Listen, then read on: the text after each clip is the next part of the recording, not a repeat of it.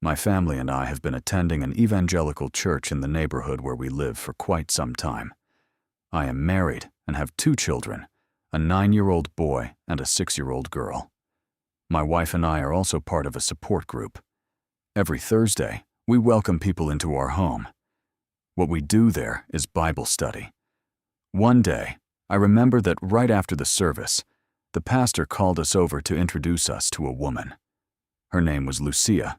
According to the pastor, she was going through a very difficult situation.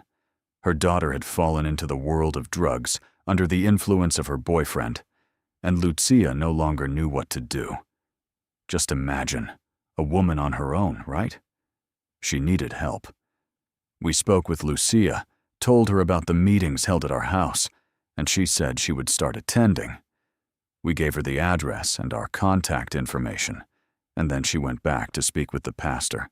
That kind of situation was quite common at the church, and we always offered whatever support was necessary whenever someone was going through a difficult time and needed our help. The following week, we held another meeting, and that woman showed up with her daughter. But the young woman did not seem to care about anything that was being said. You could tell she had been forced to come. She spent the entire time distracted, looking at her phone. Can you believe it? I usually pay close attention to people and to how they react to everything my wife and I share during the meetings. I kept watching her and could see that she did not care at all. At the end of every meeting, we always serve a snack. And that was when Lucía came over to talk to us. Poor woman. I could barely get Valeria to come here today.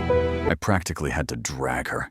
You have no idea how much trouble this girl has been giving me. My wife said, "Listen, Lucía, do you think it might be time to have her admitted somewhere? Maybe if she goes through treatment at a rehabilitation clinic, she might be able to leave the drugs behind." "I have already thought about that," Lucía replied. "But how could I possibly do it? I cannot afford it." "But there are free clinics," we told her. "We can speak with the pastor. Maybe he knows someone who can help in some way, because if the situation is really that serious, something needs to be done." She thanked us over and over again. It is heartbreaking to see a mother or father suffering because a child has become lost in the world of addiction. The entire family ends up suffering. And I am not only talking about drugs, I mean anything that can become an addiction. Alcohol, gambling, anything. These days, some forms of gambling seem even worse than drinking or drugs. Sometimes the addicted person pays the price, but almost always it is the family that suffers the most. The days passed, and when the next meeting came around, Lucía showed up alone. She said her daughter was not at home. What could she do? But she told us she had enjoyed being part of the group so much that she wanted to keep attending, as long as we allowed her to. Of course we did, and so she continued coming. Week after week, she grew closer to me and to Elena, my wife, just as all the other participants did. We formed a very strong bond with everyone because, after all, we had opened the doors of our home to them. I remember that one afternoon, while I was at work, my phone started ringing. It was an unknown number. I answered and heard a woman's voice. "Good afternoon. Am I speaking with Javier?" I confirmed that I was, and only then did she identify herself. It was Lucía. She apologized for calling and said she did not want to bother me, but she needed to speak with me about her daughter. I told her it was no problem and that she could stop by our house after 7. My wife and I would be available to help her. But then she said, "I was actually wondering whether you could come to my house. I am afraid to go out and leave Valeria here alone. Yesterday she had what seemed like a breakdown, and it was very difficult to control her." In the end, I asked Lucía to send me her address and said we would find a way to stop by later. I called my wife and explained the situation, but she said she would not be able to come with me because she had another appointment after work. It was almost 7 in the evening when I arrived at the address. Her house was at the back of the property, and I had to walk down a narrow passageway to reach it. Lucía was already waiting for me, with fresh coffee prepared. We greeted each other, and I asked about her daughter. "Would you believe she went out?" Lucía said. "I could not keep her inside. This girl is becoming impossible. Javier, I do not know what to do anymore." She sat there pouring out her worries while we drank coffee. I did not know much about her life, but I learned that she lived alone with her daughter. Valeria's father had abandoned the family shortly after the girl was born. He simply left and acted as if he did not care about his own daughter. He already had another family, another woman, and children with her. He did not even live in Curitiba anymore. That gives you an idea of how difficult Lucia's situation was. Poor woman. I think that was the first time I truly began to notice her. She was a beautiful woman, and because she did not wear makeup, at least none that I had ever noticed, her beauty seemed completely natural. She had long eyelashes, almond-shaped eyes, and beautiful lips. She was very feminine and delicate. I know it sounds strange for me to talk about those things, or to admit that I was paying attention to them. But as she sat there, talking about her problems, especially everything involving her daughter, I found myself noticing her in a different way. It happened naturally. At one point, she began to cry. She cried uncontrollably. Trying to comfort her, I moved closer and hugged her. She kept crying until her tears soaked my shirt. We remained in each other's arms for a while, and then we slowly pulled apart. We looked directly at each other, and the intensity of that look made my heart begin to beat wildly. What happened inside me felt strange. I became embarrassed by the way we were looking at each other, and it was not only me. She seemed embarrassed, too. She wiped the tears from her eyes and looked away, as though trying to hide what she was feeling. An awkward silence remained in the air, even though nothing had really happened. After she finished telling me everything, I said I would speak with the pastor and see whether there was another way to find a place for her daughter at a clinic. Then I said goodbye and left. But I cannot explain it. I could not stop thinking about her. I kept remembering what had happened in her house, the way she had opened her heart to me, the way she had cried so desperately, the feeling of holding her in my arms, and the warmth of her tears soaking my shirt. Then, after we pulled away from each other, there had been that look. I had never felt so much power in anyone's eyes. It seemed as though she were trying to tell me something without saying a word. 2 days later, on Thursday, we held another meeting at my house, and Lucía came. In fact, she had never missed a meeting since the first time she appeared with her daughter. When we stood face to face again, I felt that same force, that same light radiating from her eyes. It was strange because I had never noticed it before, but then again, I had never paid so much attention to her. The truth was that I could not relax. I tried to distract myself, look somewhere else, and focus on what was being said. But when it was my turn to speak, I suddenly looked at her and forgot what I was saying. I completely lost my train of thought. I stood there in silence for several seconds. Even Elena looked at me as if she were trying to understand what was wrong. I did not know myself, but I knew it had something to do with Lucía. And the worst part was that, during the weeks that followed, I felt that same strange sensation every time we saw each other at the meetings. Whenever she looked at me, I became a different person. After some time, with help from the church and the pastor, we managed to have her daughter admitted for treatment. Valeria did not want to go, but she was given no choice. Lucía did not know how to thank us. One day that same week, she called my phone again to thank me for the support. I told her, "You do not need to thank me. We did not really do anything. The pastor and some other people from the church were the ones who took charge of everything." That Saturday, I was home alone. Elena had gone out with the children. She planned to stop by the supermarket and then visit her mother. Someone clapped at the front gate. I looked out the window and, to my surprise, saw Lucía standing there with a bag in her hand. I will not lie. I felt a sudden chill in my stomach. I went outside to see what she wanted and opened the gate.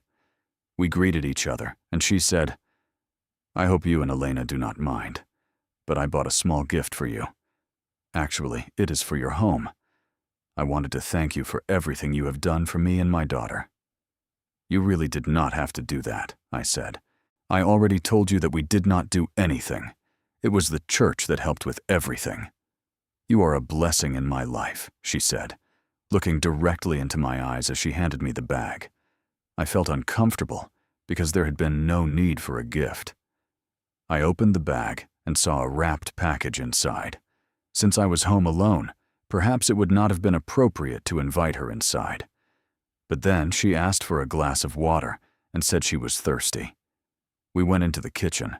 She asked about Elena and the children, and I told her they had gone out. I opened the present and saw that it was a beautiful handmade decoration.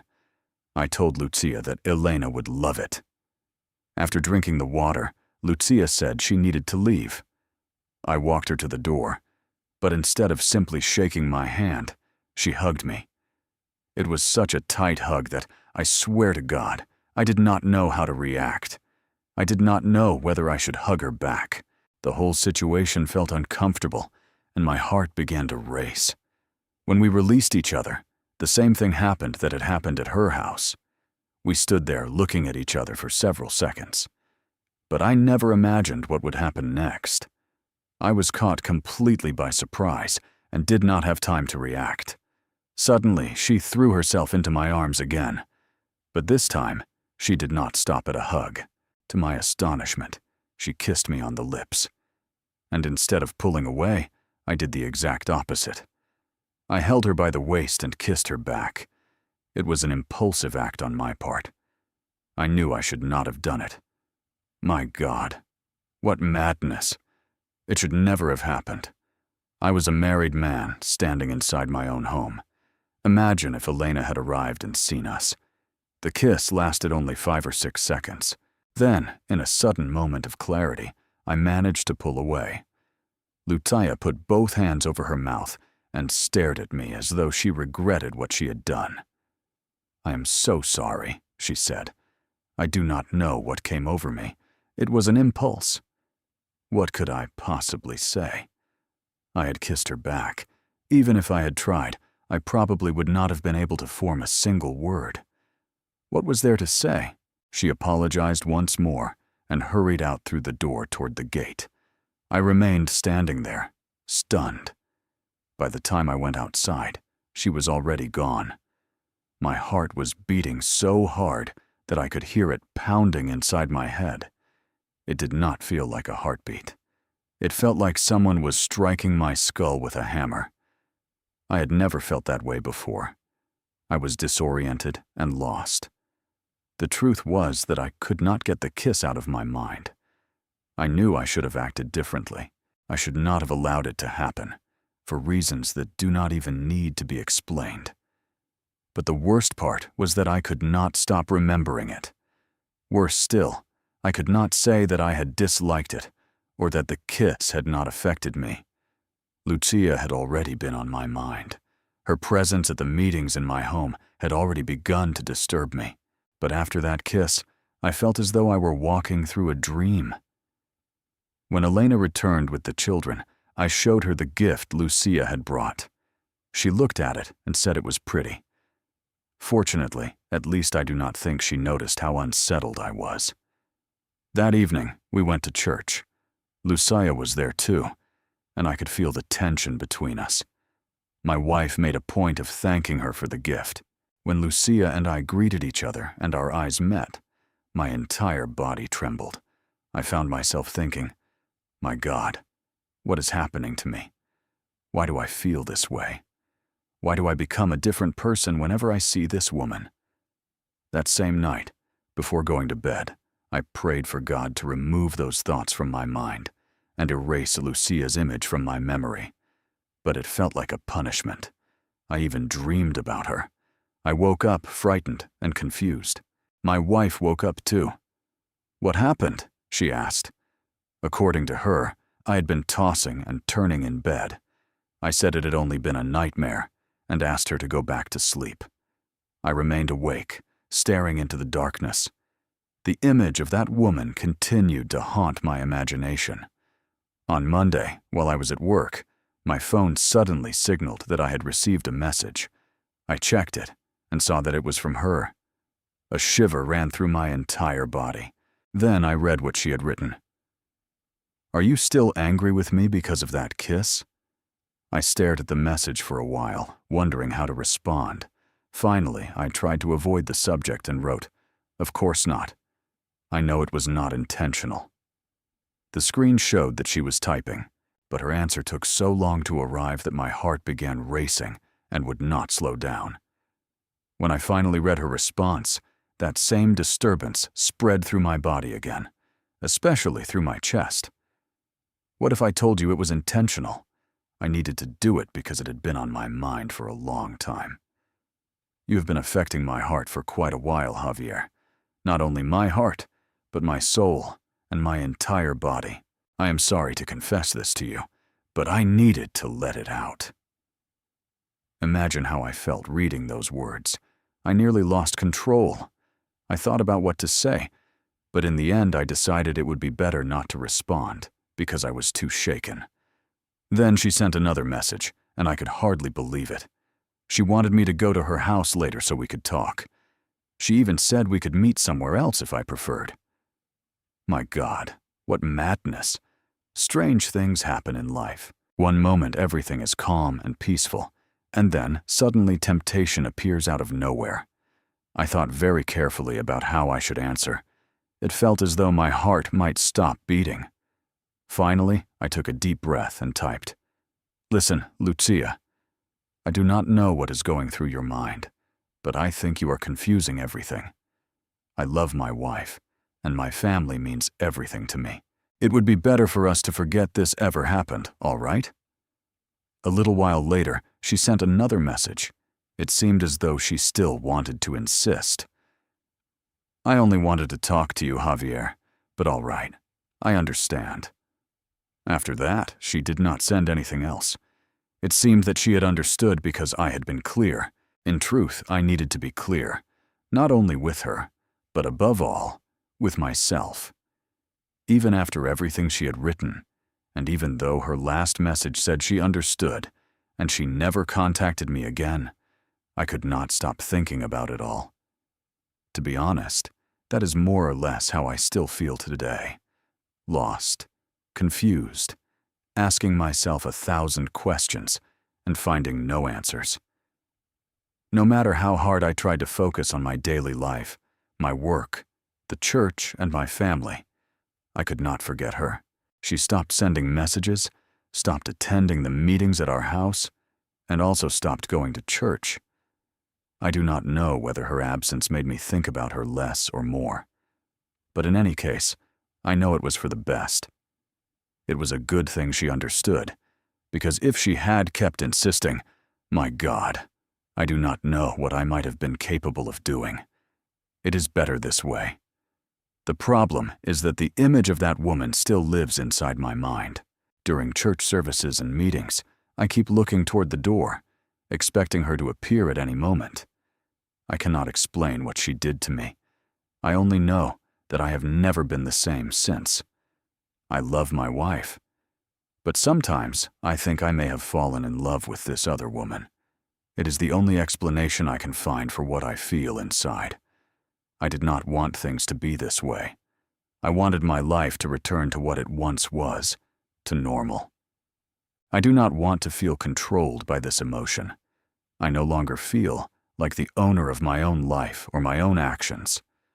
All because of a woman who appeared asking for help for her daughter, but somehow ended up engraving her name and her face into my heart, my imagination, and my life.